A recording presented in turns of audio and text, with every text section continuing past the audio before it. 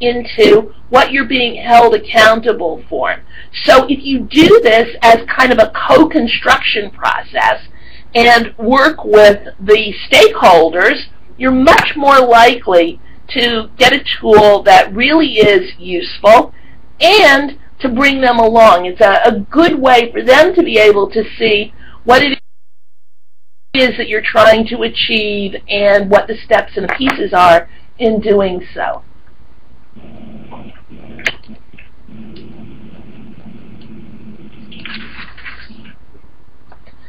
So let's go through the steps of how to do this. The first step would be to define your overarching goals, and those are, as we talked about last time, the long-term transformations that you hope to accomplish and what you hope to achieve. So another little tip, sometimes your goals may not be, your overarching goals may not be achievable through a single program or by working on your own. You may need partnerships, or you may need to mount a range of programs in order to achieve your overarching goals. So this leads you to think more broadly than about one program. You can think about how a program, even a one-shot, which, as we've said, we don't recommend and the literature really does not see as the highest level of professional development, but you can show how it fits into a systemic approach, perhaps to raise awareness, to make people, participants, think differently about a particular teaching strategy, and then move on from there to create more intensive, extensive, ongoing professional development that will allow them to actually implement it in their setting. But if you think about this in terms of where it fits into your logic model, you then can see the big picture and figure out, in terms of the inputs and the context, who else might need to be involved in order for you to achieve your goals. Is to identify your inputs. The inputs are, as it says on here, all of the assets that you would invest to ensure that the activities you undertake will have an impact. And these might include certain intangibles that really lay the groundwork for the rest of the logic model, like a shared vision for professional development, or acknowledging the connection between what teachers learn, the professional development of educators, and student learning, or thinking about the kinds of strategic investments that an organization needs to make in programming and in staff and in allowing the time and the space for this, the headspace for this to happen. It might include having good communication systems, both about the content but also about what's going on, so that stakeholders, including, for example, parents and funders, would know what you're doing and how it fits into the big picture of providing excellent education in the community. And another investment that is important, or an input that is important, is the acknowledgement that evaluation is really important for accountability and continuous learning. So these are inputs that need to be kind of foundational to any program that you mount, and you need to think about it. And then you can also talk about more tangible inputs, such as the ones that are listed on this slide. So in order to run this program, what kind of staffing are you going to need? Time, facility, supplies. What's it going to cost?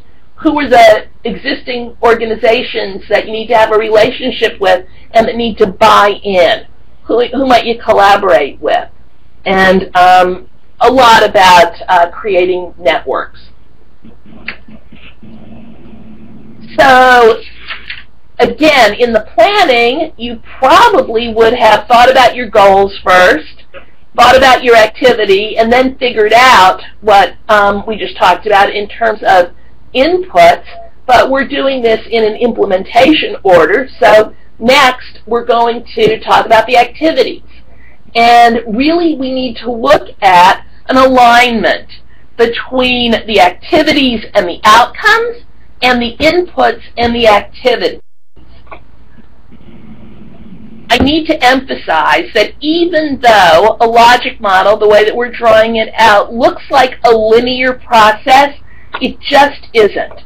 You're going to need to go backwards and forwards on the logic model, think about your inputs, do some detailed activity planning, go back and review the inputs to see whether indeed everything that you need, all the assets that you need, are available to you, and you've put them in order to achieve the activities. And then you're going to have to go from the activities and double check to make sure where the gaps are, how do they align with the outcomes that you wish to achieve.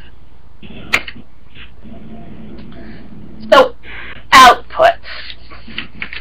Outputs are program deliverables. They are both activities and participation. And they're the kinds of things that we do a great job, I think, or a better job at least than looking at outcomes, a great job in monitoring.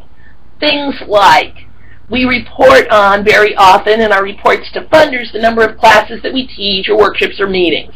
We talk about the numbers of hours.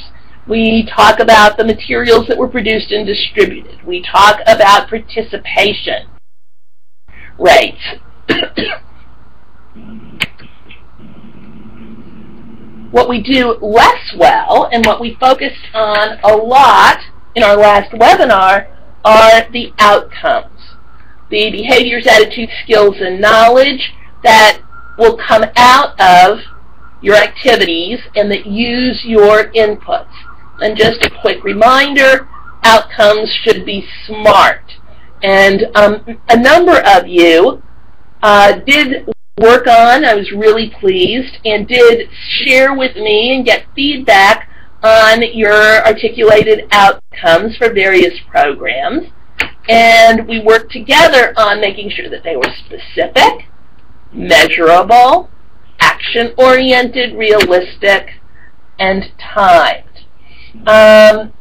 Remember, just as a refresher, outcomes really focus on the learner or the organization that you're trying to change, or the community. Really depends on your level of analysis.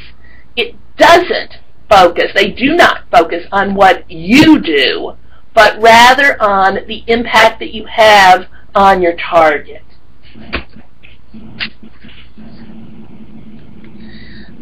And just as a reminder, we can talk about it in terms of head, heart, and hands, knowledge, attitudes, behaviors, and skills.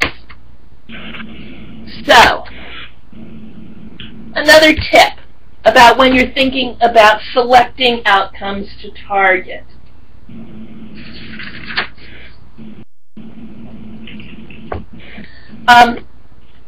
When you see it all laid out, the logic model really clarifies the interrelationships and helps you, when it's laid out there concretely in front of you, to be able to figure out what may or may not be manageable or realistically anticipated.